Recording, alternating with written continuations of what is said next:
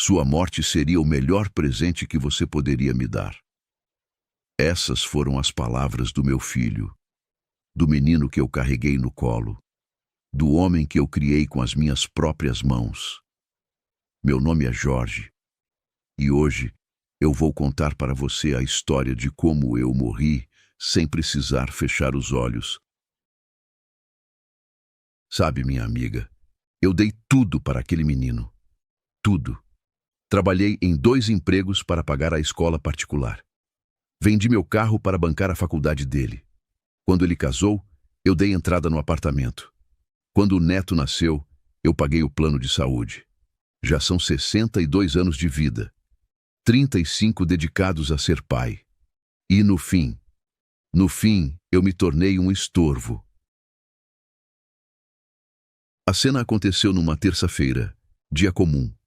Eu estava na sala da casa, da minha casa, quando meu filho chegou com aquela cara amarrada. A esposa dele do lado, com aquele sorrisinho de quem sabia o que estava por vir. Pai, a gente precisa conversar. Eu já sabia. Aquele tom, eu já sabia. Ele queria que eu assinasse a transferência da casa. A casa que eu comprei, que eu paguei tijolo por tijolo. Disse que precisavam planejar o futuro, que era melhor para todo mundo, que eu estava atrapalhando a vida deles morando ali. Eu perguntei, e eu vou morar onde, filho? Foi quando ele soltou, com aquela frieza, aquele desprezo no olhar. Ah, pai, sinceramente, sua morte seria o melhor presente que você poderia me dar. Aí eu não precisaria me preocupar com isso. A esposa dele riu. Não foi uma gargalhada. Foi um risinho baixo, cúmplice, como se ele tivesse dito uma piada interna entre os dois. Sabe o que eu fiz, minha amiga? Eu não gritei, não chorei, não bati na mesa. Eu apenas sorri. Um sorriso triste. Daqueles que a gente dá quando finalmente entende algo que deveria ter entendido há muito tempo. E naquele momento eu decidi. Aquele pai morreu. O Jorge que se sacrificou, que abriu mão de tudo, que colocou o filho acima de si mesmo.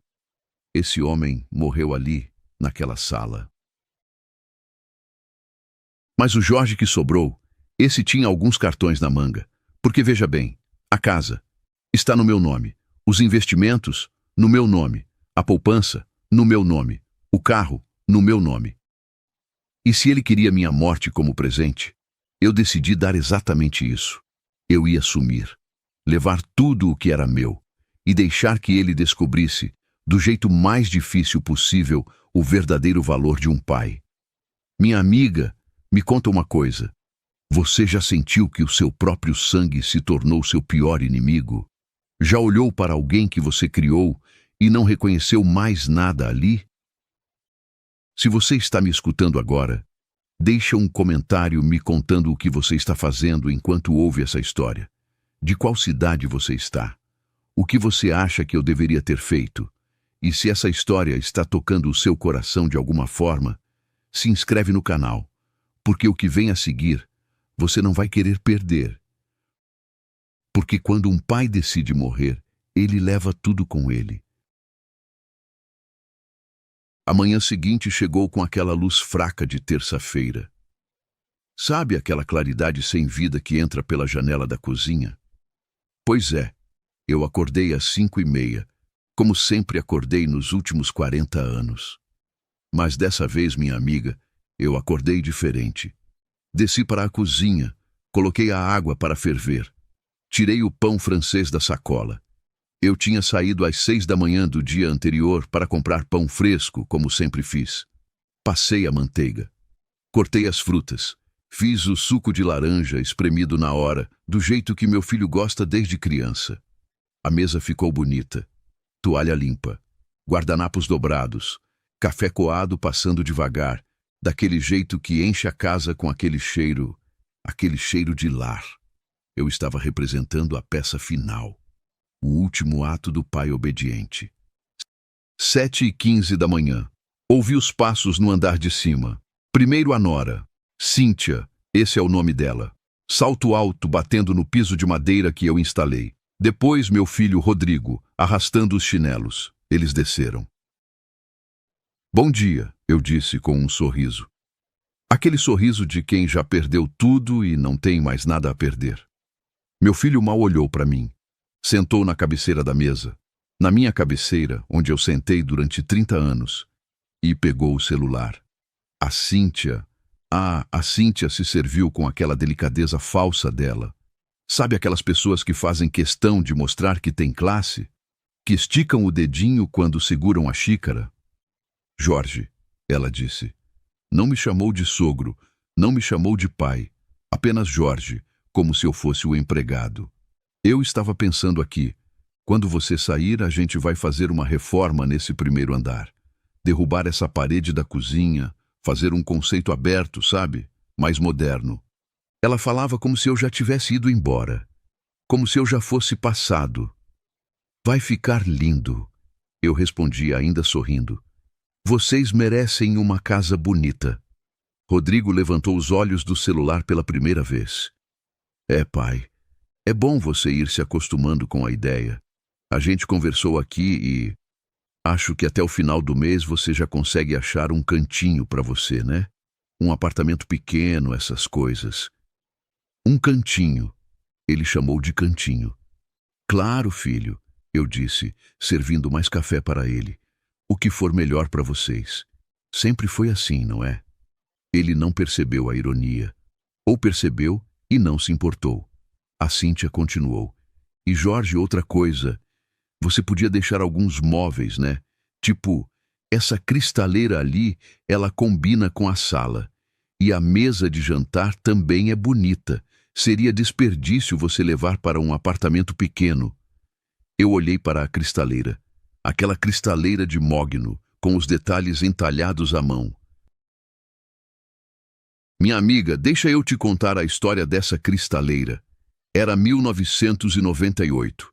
Eu tinha acabado de ser promovido a gerente na fábrica. Meu primeiro bônus. R$ 3.000. Na época, era dinheiro para caramba. Minha esposa, a Teresa, Deus a tenha. Ela viu aquela cristaleira numa loja no centro. Ficou parada na frente da vitrine por uns 10 minutos, só olhando.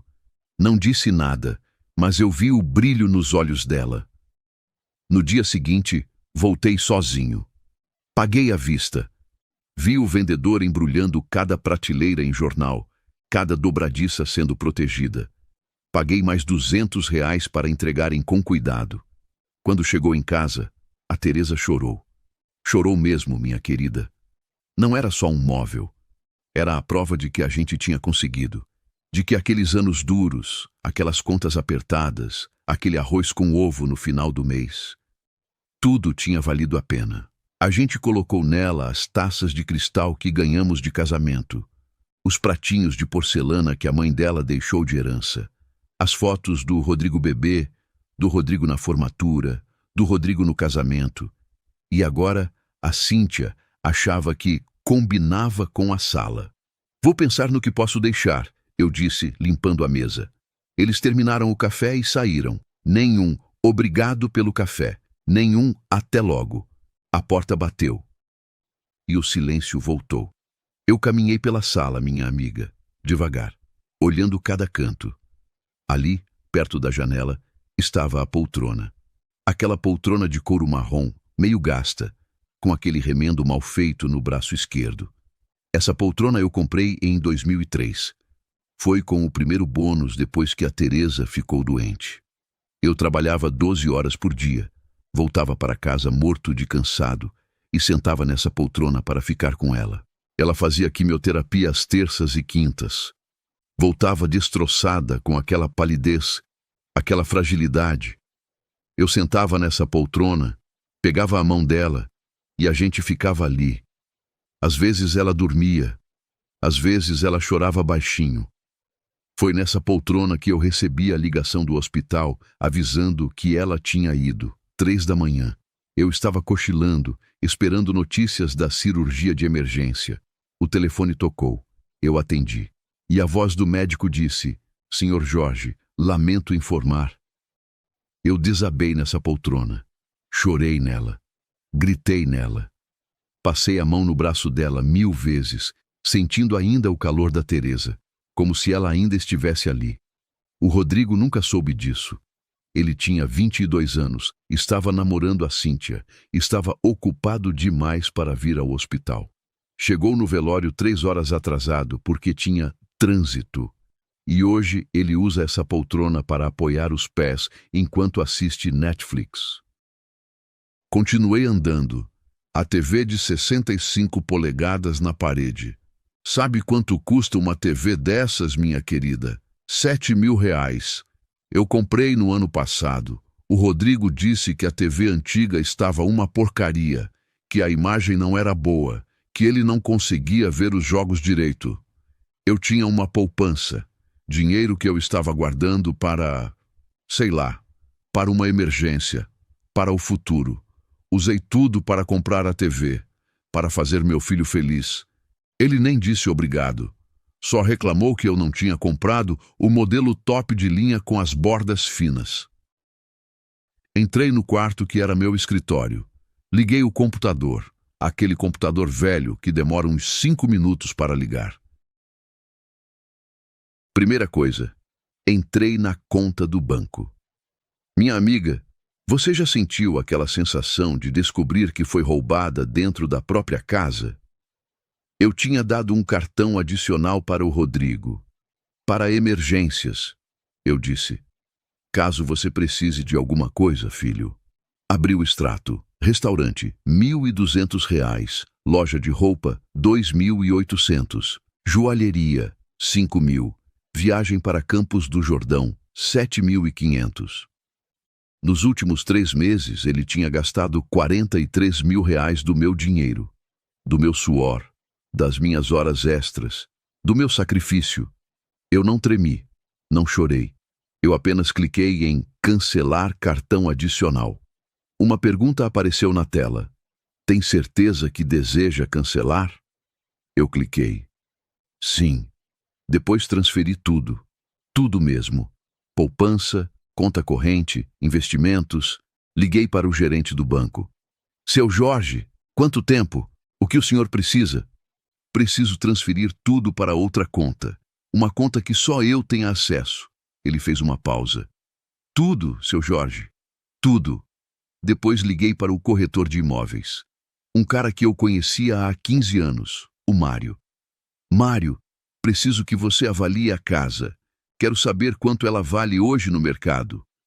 Opa, seu Jorge, pensando em vender? Talvez. Ele veio no dia seguinte, caminhou pela casa, mediu, anotou, fotografou. Olha, Jorge, com a localização, o tamanho, o estado de conservação, uns 900 mil, fácil.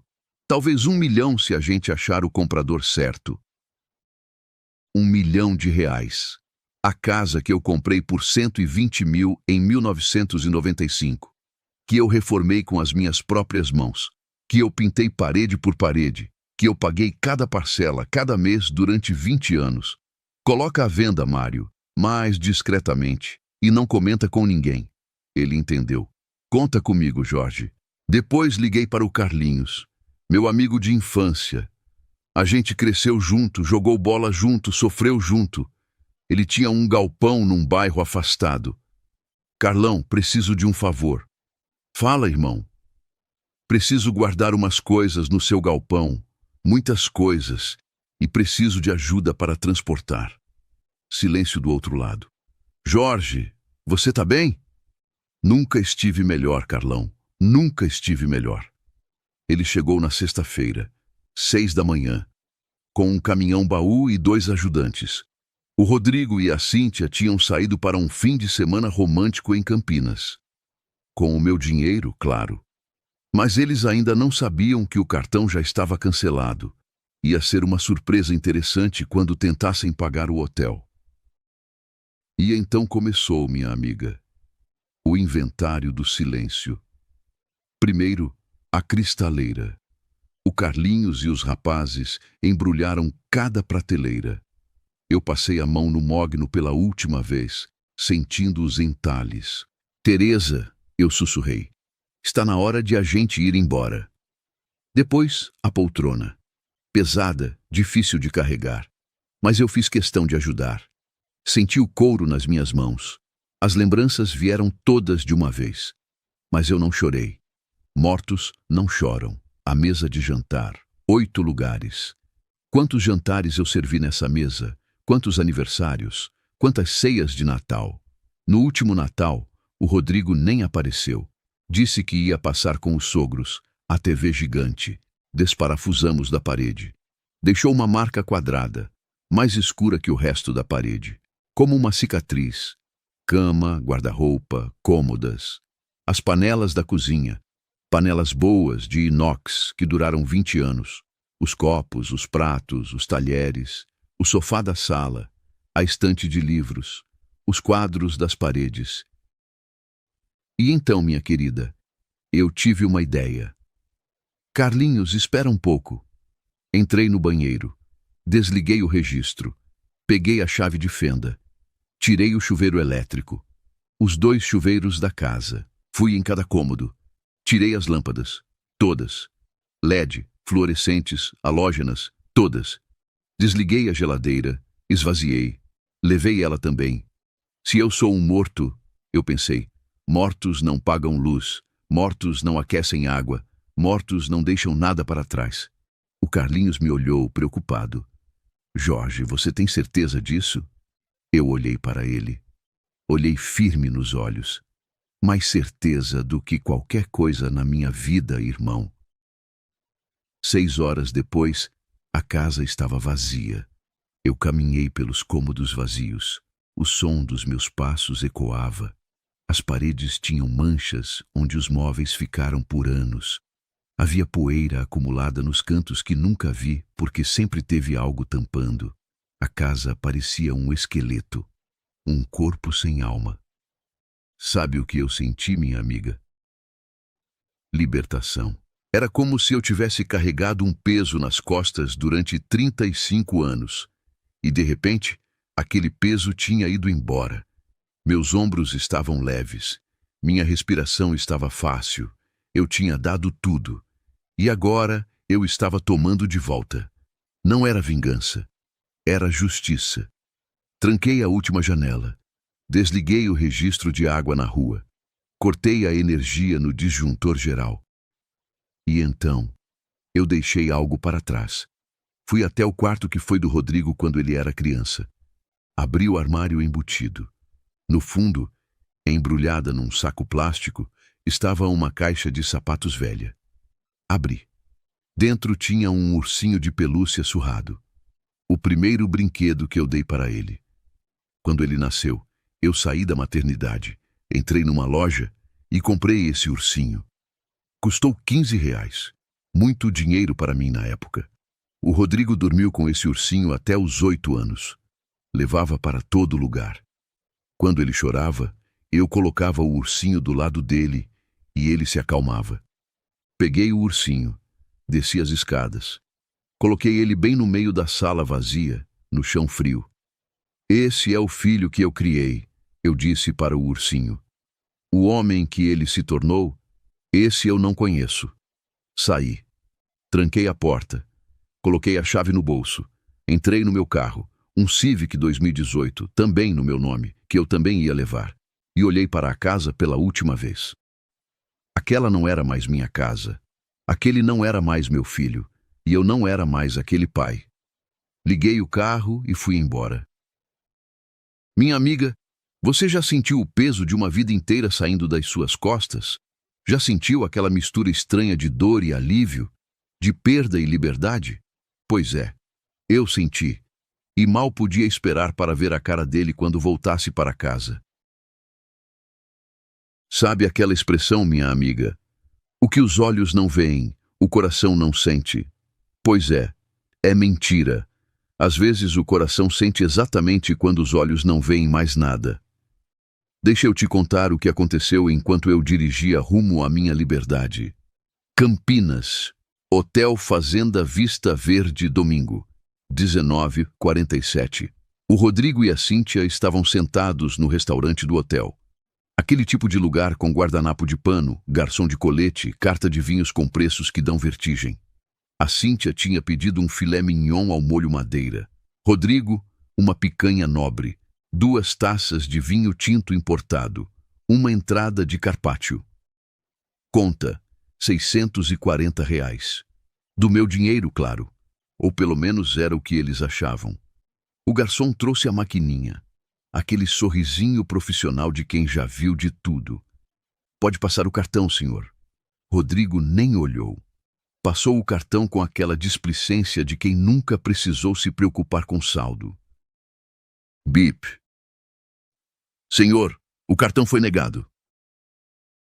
Rodrigo franziu a testa. Como assim negado? Passa de novo. O garçom passou. Bip. Negado novamente, senhor. O senhor tem outro cartão? A Cíntia começou a ficar vermelha. Aquele tipo de vermelho que sobe do pescoço até a raiz do cabelo. Vergonha alheia misturada com raiva. Rodrigo, que situação é essa? Você não disse que tinha limite? Eu tenho limite. Deve ser erro do banco. Ele pegou o celular. Ligou para o banco. Aquela musiquinha irritante de espera. Sua ligação é muito importante para nós. Todos os nossos atendentes estão ocupados no momento. 3 minutos depois, uma voz metálica. Alô, Banco Bom Futuro, em que posso ajudar? Meu cartão tá dando negado e eu sei que tem limite. Quero saber o que está acontecendo. Vou verificar, senhor. Pode me passar o CPF? Rodrigo passou. Silêncio do outro lado. Um silêncio longo demais. Senhor, esse cartão foi cancelado. Como assim cancelado? O titular da conta cancelou todos os cartões adicionais na sexta-feira, às 14h37. Rodrigo ficou branco. Branco que nem papel. O titular. Você está falando do meu pai? Sim, senhor. Jorge Henrique da Silva. Ele solicitou o cancelamento de todos os dependentes e transferiu o saldo para outra conta. Transferiu quanto? Não posso informar valores, senhor. Mas a conta que o senhor tinha acesso está zerada. Rodrigo desligou. A mão tremia. A Cíntia o encarava.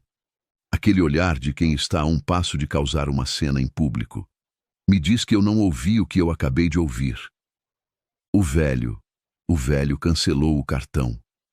E como a gente vai pagar essa conta? Minha amiga, sabe aquela sensação de prazer culpado? Daquelas coisas que você sabe que não devia gostar, mas você gosta mesmo assim? Pois é. Quando eu imaginei essa cena, eu sorri. Sozinho, no carro, eu sorri. Eles tiveram que ligar para um amigo, pedir dinheiro emprestado pelo Pix. A humilhação foi completa. O garçom esperando, as pessoas das outras mesas olhando, a Cíntia chorando baixinho de vergonha. Eles fizeram o check-out às pressas. Nem tomaram o café da manhã que estava incluído. Jogaram as malas no carro e saíram de Campinas às 21h, com aquele clima pesado que você pode cortar com uma faca. A Cíntia não parou de reclamar durante toda a viagem. Seu pai está completamente louco.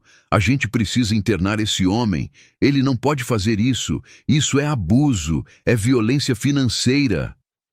Rodrigo dirigia em silêncio. Aquele silêncio de quem está com tanta raiva que não consegue nem falar. Ele tentou ligar para mim. 1 vez, 2, 3, 10 vezes. Meu celular estava dentro da gaveta do criado mudo, desligado, num lugar a 400 quilômetros de distância. São Paulo, Rua das Acácias, 847, domingo, 23/12. Quando eles viraram na rua, a primeira coisa que o Rodrigo percebeu foi a escuridão. A casa estava escura, completamente escura. Nem a luzinha da varanda que eu sempre deixava acesa, nem o brilho azulado da TV que sempre ficava ligada na sala. Nada. Tá sem luz? A Cíntia perguntou. Deve ter caído. Rodrigo estacionou na garagem. Pegou as malas. A Cíntia foi na frente, pisando duro, ainda resmungando sobre processar o velho. Ele enfiou a chave na fechadura. E quando a porta se abriu... Você já entrou numa casa e sentiu que tinha algo errado? Que o cheiro estava diferente? Que o silêncio estava errado? A Cíntia tateou a parede procurando o interruptor. Achou. Apertou. Nada. Rodrigo, a luz não está funcionando. Deve ter queimado o disjuntor. Calma. Ele pegou o celular, acendeu a lanterna. E então eles viram. Ou melhor, eles não viram, porque não tinha nada para ver. O feixe de luz do celular do Rodrigo cortou o vazio da sala. Varreu da esquerda para a direita. Chão vazio, paredes vazias, as marcas no piso onde o sofá ficou por anos, a mancha quadrada na parede onde a TV estava pendurada. Que por... É essa? A voz dele saiu trêmula. A Cíntia entrou atrás dele com a lanterna do próprio celular. E então ela gritou. Não foi um grito de susto. Foi um grito de desespero, daqueles guturais que vêm do fundo do peito. A cristaleira sumiu, o sofá, a TV, cadê tudo? Ela correu para a cozinha, acendeu a lanterna. Vazio. Nem a geladeira, nem o fogão, nem a mesinha onde a gente tomava café. Abriu os armários, vazios. Nem um copo, nem um prato. Rodrigo subiu as escadas, 2 degraus de cada vez. Entrou no quarto. A cama tinha sumido, o guarda-roupa, a cômoda, as cortinas. Ele entrou no banheiro. Acendeu a lanterna para o teto. Não tinha chuveiro. O suporte estava lá, vazio, com os fios expostos. Voltou para a sala, as pernas bambas. Aquela sensação de estar num pesadelo. Aquela certeza de que você vai acordar a qualquer momento e tudo vai estar normal. Mas não era pesadelo. Era real. A Cíntia estava no meio da sala, girando em círculos, com a lanterna iluminando o vazio. Ela chorava. Não aquele choro delicado de mulher que se preocupa com a maquiagem. Era um choro de desespero. Ele levou tudo!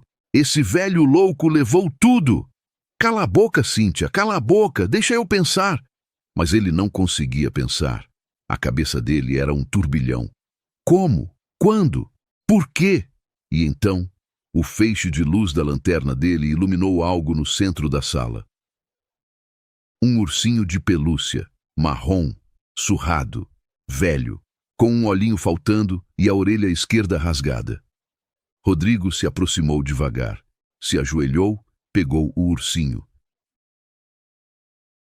E minha amiga, você já teve um objeto da infância que te transporta no tempo? Que quando você pega, você volta a ser criança? Aquele ursinho foi o primeiro brinquedo dele. O Rodrigo dormiu com ele até os 8 anos. Levava para a escola escondido na mochila. Chorava se alguém mexesse. Quando a Teresa morreu, ele tinha 22 anos. Estava ocupado demais para ir ao hospital. Mas naquela noite, depois do velório, ele entrou no quarto dele de infância e pegou o ursinho. Dormiu abraçado com ele. Eu vi pela fresta da porta. Meu filho, já adulto, abraçado com o ursinho, chorando. E agora, aquele ursinho estava ali, no meio do vazio, a única coisa que sobrou. Rodrigo apertou o ursinho contra o peito e, pela primeira vez em anos, ele sentiu o peso do que tinha dito, sentiu a ausência do pai, sentiu o vazio da casa refletindo o vazio dentro dele. Por 3 segundos, ele sentiu culpa. Mas só por 3 segundos, porque então a raiva voltou, mais forte, mais intensa. Filho da Piu, ele sussurrou. Filho da Piu. A Cíntia se aproximou. O que você está fazendo aí parado? Liga para ele. Liga para a polícia. Faz alguma coisa. Rodrigo pegou o celular. Discou meu número. O número que você ligou não está disponível no momento. Discou de novo. O número que você ligou não está disponível. E de novo, e de novo, e de novo. 23 tentativas, todas direto para a caixa postal. Ele desligou o celular, Rodrigo disse, a voz falhando. O velho desligou o celular. A Cíntia estava à beira de um ataque de nervos. A gente não tem onde dormir, não tem água, não tem luz, não tem nada. Eu sei, Cíntia, eu tô vendo. Ela tentou abrir a torneira da cozinha. Nada, nem um pingo. Ele cortou a água também. Esse homem tá completamente insano. Rodrigo saiu para o quintal. Precisava respirar. Precisava pensar. E foi quando ele viu a placa, bem ali, no jardim da frente. Uma placa branca com letras vermelhas. Vende-se Imóveis Mário Silva, 11 987654321. As pernas dele falharam. Ele se apoiou no muro. Não, não pode ser. A casa estava à venda. A sua casa. A casa onde ele cresceu. A casa que ele achava que já era dele. Estava à venda. Cíntia! Cíntia! Vem aqui! Ela correu, tropeçando no escuro. O que foi? Ele apontou para a placa, a mão tremendo. Ela leu, releu, leu uma terceira vez. E então ela desabou. Sentou no chão do jardim com a saia cara cheia de terra e chorou. Soluçou, berrou. A gente vai ser despejado. A gente vai morar na rua. Meu Deus, a gente vai morar na rua. Rodrigo não conseguia se mover. Estava em choque, paralisado. Enquanto isso, minha amiga... Enquanto eles estavam no meio daquele caos, daquele vazio, daquele desespero que eles mesmos criaram, eu estava a 400 quilômetros dali, numa casinha simples, 2 quartos, uma varanda de frente para o mar. Eu tinha alugado esse lugar faz 1 mês, antes mesmo da discussão. Eu já estava cansado. Já estava planejando minha fuga. A frase cruel do meu filho só acelerou o processo. Sentei na varanda com um prato de macarrão com molho de tomate caseiro. Simples, barato, delicioso. Uma cerveja gelada do lado. O som das ondas quebrando na praia. Minha amiga, você já sentiu paz de verdade? Aquela paz que não precisa de nada, que não espera nada, que não deve nada. Eu senti naquela noite. O celular estava dentro de casa, desligado, dentro de uma gaveta. Eu não queria ser encontrado. Não ainda. Dei uma garfada no macarrão, mastiguei devagar. Senti o gosto do tomate, do alho, do manjericão. Tomei um gole da cerveja. Olhei para o mar escuro, iluminado só pela lua.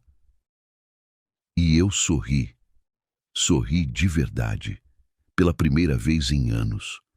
Porque eu não estava mais carregando ninguém nas costas. Não estava mais pagando conta de restaurante caro de ninguém. Não estava mais sendo chamado de estorvo. Não estava mais ouvindo que minha morte seria um presente. Eu estava livre. Terminei de jantar. Lavei o prato na pia. O meu prato, na minha casa com a minha água. Sequei com a minha toalha. Deitei na cama. Uma cama simples de solteiro, mas que era minha. E dormi. Dormi como não dormia há anos. Sem preocupação. Sem peso. Sem culpa. Segunda-feira, 2h34. Rodrigo e Cíntia ainda estavam lá. Sentados no chão frio da sala vazia. As lanternas dos celulares quase sem bateria. Eles não tinham para onde ir. Os pais da Cíntia moravam em outro estado. Os amigos do Rodrigo... Bem, ele não tinha amigos de verdade. Tinha colegas de trabalho. Tinha conhecidos. Mas amigos? Aqueles que você liga às 3 da manhã e pede ajuda? Não tinha nenhum. A gente pode dormir no carro, Rodrigo disse, a voz sumida. A Cíntia olhou para ele com ódio. No carro? Você tá louco? Eu não vou dormir no carro. Então você tem uma ideia melhor? Silêncio. Eles dormiram no carro, banco reclinado, cobertor improvisado com as roupas da mala, sem água para beber, sem comida, sem dignidade. A Cíntia chorou até pegar no sono.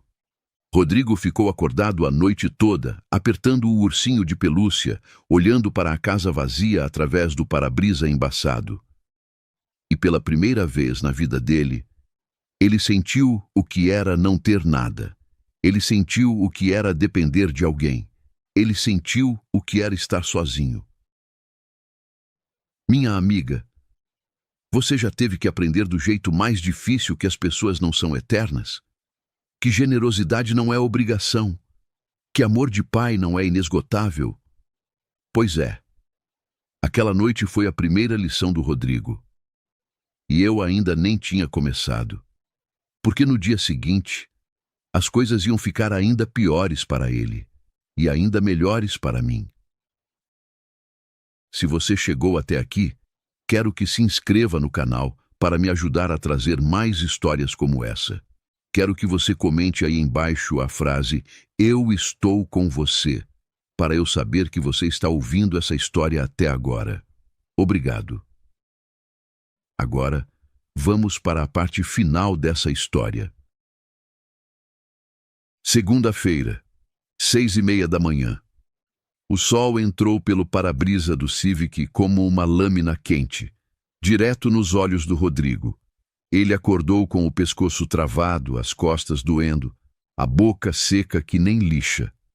A Cíntia estava encolhida no banco do passageiro, ainda dormindo, com a maquiagem borrada, o cabelo desgrenhado. Pela primeira vez em 35 anos, meu filho acordou sem nada, sem casa, sem água, sem café da manhã, sem o pai para resolver. Ele pegou o celular. 2% de bateria. 17 chamadas não atendidas para o meu número. Então ele lembrou da placa. Imóveis Mário Silva. Discou o número.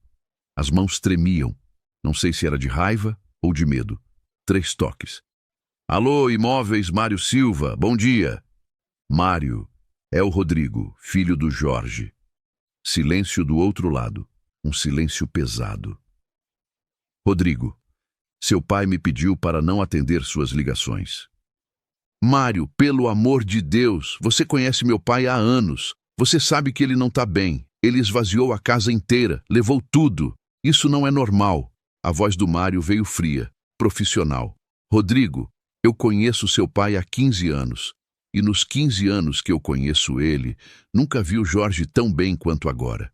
Como assim bem? O homem está tendo um surto. Não, Rodrigo, o homem está tendo lucidez e me pediu para vender a casa o mais rápido possível. Rodrigo sentiu o estômago revirar. Vender? Vender quanto? Por quanto? 900 mil. Já tenho 3 interessados. Um deles vem ver amanhã e já sinalizou que fecha negócio à vista se gostar. Mário, escuta, essa casa é minha. Eu cresci nela. Meu pai não pode simplesmente... A casa está no nome dele, Rodrigo. Ele pode fazer o que quiser. E, aliás, ele também me pediu para te avisar uma coisa. O quê? Você tem 48 horas para remover qualquer pertence pessoal que ainda esteja no imóvel. Depois disso, o que ficar será descartado. Mas não tem nada lá. Ele levou tudo. Então você não precisa se preocupar, né? 48 horas, Rodrigo. Depois disso, se eu te pegar lá, vou chamar a polícia por invasão de propriedade. Clique. Mário desligou. Rodrigo ficou olhando para o celular. A tela escureceu. 1% de bateria. A Cíntia acordou esfregando os olhos. Que horas são? Conseguiu falar com alguém? Rodrigo não respondeu. Ele estava olhando para o vazio, para a casa vazia, para a vida vazia. Rodrigo, tá me ouvindo? A gente tem 2 dias, 2 dias antes de sermos despejados. A Cíntia começou a chorar de novo. Aquele choro esganiçado, sem lágrimas, porque ela já tinha chorado tudo que podia na noite anterior. Rodrigo respirou fundo, tentou pensar, tentou encontrar uma saída. E então ele lembrou. O tablet. Que tablet? O tablet velho do meu pai. Ele sempre esquecia de desligar o GPS. Se ele ainda tiver ligado, eu consigo rastrear. Ele entrou na casa vazia. Foi até o antigo escritório. No chão, esquecido num canto, estava o carregador do tablet. E milagrosamente na tomada, a ficha ainda estava conectada. Eu tinha esquecido de tirar aquela. Rodrigo correu até o carro, pegou o notebook dele na mala. Voltou. Conectou na tomada, ligou, entrou na conta do iCloud do meu tablet antigo. E lá estava, um pontinho azul piscando. Praia do Rosa, Santa Catarina, 430 quilômetros de distância. Achei onde ele tá. A Cíntia levantou a cabeça, os olhos inchados. E o que você vai fazer? Vou buscar o que é meu. Estrada BR-101, Sul, segunda-feira, 14h20. 4 horas de viagem, sem parar, sem comer. A Cíntia reclamando o tempo todo. Rodrigo, eu tô com fome. Rodrigo, eu preciso ir no banheiro. Rodrigo, quanto tempo falta? Ele não respondia. Dirigia no piloto automático, com as mãos agarradas no volante, os maxilares travados. Na cabeça dele passava e repassava o que ia dizer. Como ia gritar? Como ia mostrar para aquele velho teimoso que ele tinha passado dos limites? Quando eu chegar lá, ele pensava, vou mostrar para ele quem manda. Vou colocar esse velho no lugar dele. Minha amiga, você já viu uma pessoa tão cega pela própria arrogância que ela não consegue ver o abismo na frente dela? Pois é, meu filho era assim. Ele achava que ainda tinha poder, que ainda tinha voz, que ainda era o filho mimado que podia exigir, gritar, reclamar. Mas ele não era mais nada, e ele ainda não sabia disso. Praia do Rosa, casa. 12, segunda-feira, 16h45. Eu estava sentado na varanda, vara de pesca apoiada na mureta, isca na água, cerveja gelada na mesinha de plástico do lado. Tinha pego 2 robalos de manhã. Limpei, temperei, deixei marinando para o jantar. O sol começava a descer, aquele dourado que pinta tudo de laranja e rosa. O vento trazia cheiro de maresia, de sal, de liberdade. Eu estava lendo um livro, 100 Anos de Solidão, do Garcia Marques.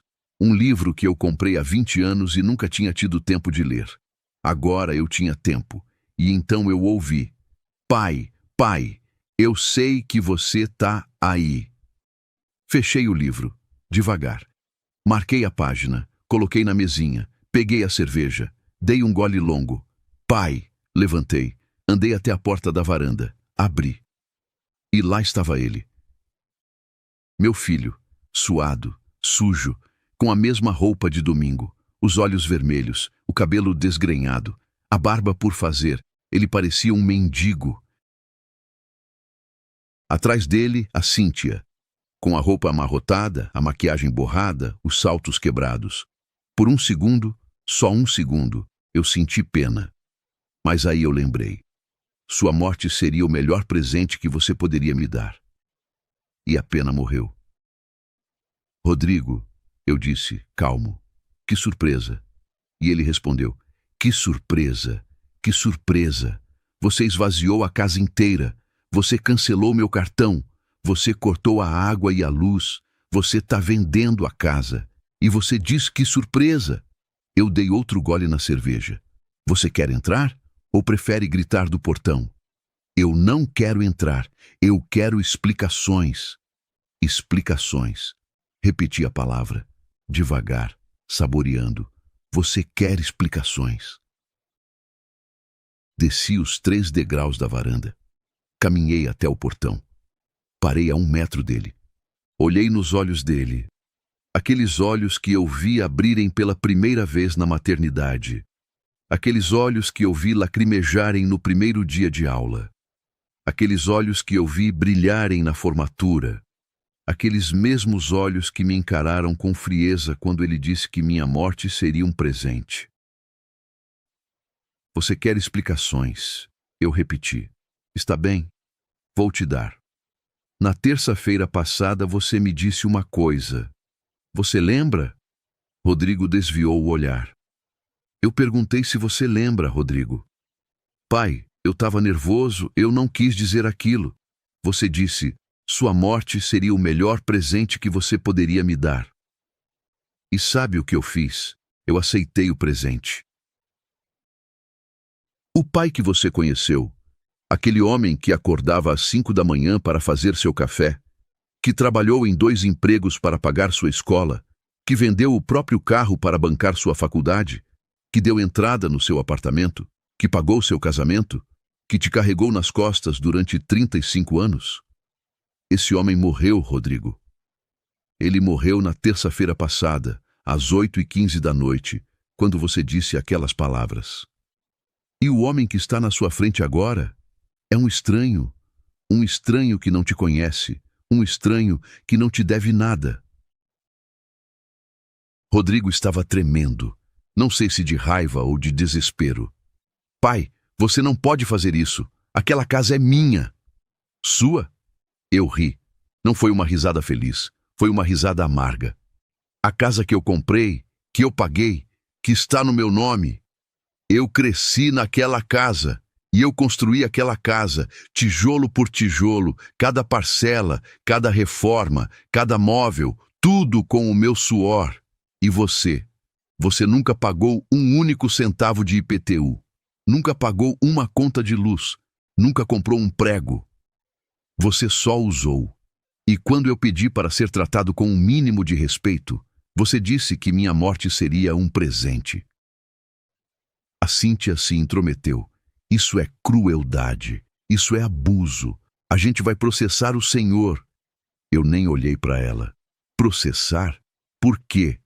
Por tirar o que é meu, por vender a minha casa, por cancelar o meu cartão que vocês usavam como se fosse deles? Boa sorte processando alguém por administrar o próprio patrimônio. Rodrigo deu um passo à frente. As lágrimas começaram a cair.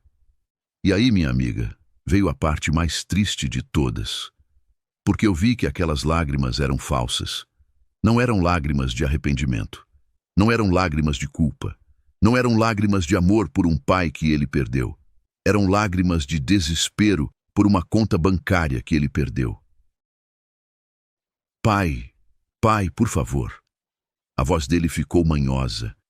Aquele tom que ele usava quando era criança e queria alguma coisa. Eu errei. Eu sei que errei. Eu estava estressado. Estava com problemas no trabalho. Não era para ter falado aquilo. Mas você é meu pai. Você sempre me perdoou. Sempre me ajudou. Eu preciso de você agora. Ele caiu de joelhos no chão de areia. Eu preciso da casa, pai. Eu preciso do dinheiro. A gente não tem para onde ir. A gente não tem nada. Eu olhei para ele, de joelhos, chorando, implorando. E sabe o que eu senti, minha querida? Nada. Absolutamente nada. Porque aquele não era mais meu filho. Era um estranho tentando me manipular. Levanta, Rodrigo. Pai, eu disse, levanta. Ele levantou. Limpou o rosto com a manga suja da camisa. Eu entrei na casa. Voltei alguns segundos depois com 2 coisas. Um ursinho de pelúcia surrado e um papel. Isso aqui, eu disse entregando o ursinho, é a única coisa que sobrou do filho que eu criei. O menino que dormia com esse ursinho, que chorava quando perdia ele, que tinha pesadelos e eu acalmava com esse ursinho. Ele sumiu em algum lugar entre os 8 e os 35 anos, e eu nunca mais encontrei ele. Ele pegou o ursinho, apertou contra o peito. E isso aqui, eu disse entregando o papel, é um endereço. É de um mercado na cidade. O dono é meu amigo. Ele está precisando de alguém para repor mercadoria, limpar o estoque, carregar caixa. Paga um salário mínimo e meio. Não é muito, mas dá para alugar um quartinho e comer. Rodrigo olhou para o papel, depois para mim, depois para o papel de novo. Você está falando sério? Completamente. Você quer que eu trabalhe de repositor? Eu tenho faculdade, eu sou gerente. Era gerente. Do jeito que você vinha trabalhando, devendo favor, gastando meu dinheiro, aposto que você nem tem mais emprego. Ele ficou vermelho, desviou o olhar. Acertei. Você tem 2 escolhas, Rodrigo. Pega esse endereço e começa do zero. Aprende o que é suar para ganhar o pão. Aprende o que é ter valor no próprio esforço. Ou fica aí chorando, esperando que alguém resolva sua vida, que alguém te carregue, que alguém pague suas contas. Mas esse alguém não sou mais eu. A Cíntia puxou Rodrigo pelo braço. Vamos embora, Rodrigo. Esse homem não é seu pai. Esse homem é um monstro. Eu olhei para ela pela primeira vez. Não, querida. Monstro era eu quando pagava suas jantarias caras, enquanto vocês me tratavam como estorvo. Agora eu sou só um homem livre. Eles viraram as costas. Caminharam até o carro. Rodrigo parou antes de entrar. Olhou para trás uma última vez. Você vai se arrepender disso, pai. Eu sorri. Não, filho. Pela primeira vez em 35 anos, eu não vou me arrepender de nada. Eles entraram no carro. O motor ligou e eles foram embora. Eu fiquei ali, parado no portão, vendo a nuvem de poeira que o carro deixou na estrada de terra. E quando a poeira baixou, eu voltei para a varanda. Peguei minha vara de pesca, minha cerveja, meu livro e continuei a tarde. Minha amiga, deixa eu te contar o que aconteceu depois. A casa vendeu, R$ 950 mil, à vista, em 2 semanas. Peguei o dinheiro, investi metade num fundo de previdência privada. Vou receber 5 mil por mês pelo resto da vida. A outra metade? Guardei para realizar os sonhos que eu nunca pude realizar. Sempre quis conhecer a Europa. Então comprei uma passagem. Só ida.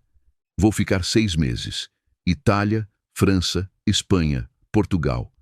Sempre quis aprender a tocar violão. Comprei um. Estou tendo aulas 3 vezes por semana. Sempre quis ter tempo para ler, para pescar, para não fazer nada sem sentir culpa. E agora eu tenho. O Rodrigo, ele trabalha no mercado, repondo mercadoria, carregando caixa, ganhando um salário mínimo e meio. Mora num kitnet de 20 metros quadrados. Divide com a Cíntia, que por sinal pediu divórcio depois de 2 meses, mas ele não tinha dinheiro para o advogado. Então ela continua lá, reclamando todos os dias. Ele me ligou uma vez, há 2 meses, pedindo dinheiro emprestado. Eu desliguei. Ele me mandou uma mensagem.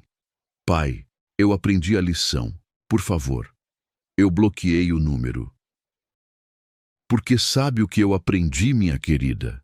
Algumas pessoas só aprendem quando perdem tudo. E mesmo assim, algumas não aprendem nunca. Mas não é mais meu problema descobrir em qual categoria meu filho se encaixa. Aeroporto de Guarulhos, Portão 23. Embarque para Roma. Estou sentado aqui, esperando embarcar. Mochila nas costas. Passaporte no bolso. Passagem na mão. 62 anos de idade. Pela primeira vez na vida, vou viajar para fora do Brasil. Pela primeira vez na vida, vou fazer algo só para mim. Uma moça do lado me perguntou: primeira viagem internacional? Eu sorri. Primeira de muitas. Ela perguntou: vai sozinho?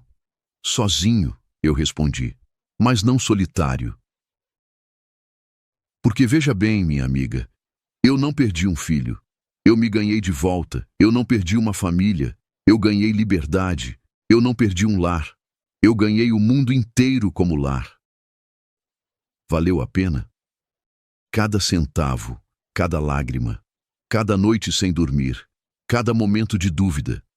Porque agora, quando eu fecho os olhos, eu não vejo mais decepção. Eu não vejo mais ingratidão. Eu não vejo mais peso. Eu vejo possibilidades. Eu vejo horizontes. Eu vejo vida. O alto-falante anuncia: atenção! Passageiros do voo 8h42 com destino a Roma, embarque imediato pelo portão 23. Eu me levanto, pego minha mochila e antes de entregar o cartão de embarque para a aeromoça, eu olho para trás uma última vez. Não estou procurando ninguém. Não estou esperando que alguém apareça correndo, me pedindo para ficar. Estou apenas me despedindo. Me despedindo do pai que eu fui, do sacrifício que eu achei que era amor, da culpa que eu carreguei sem precisar. Obrigado e boa viagem, Senhor. A aeromoça diz sorrindo. Obrigado, eu respondo.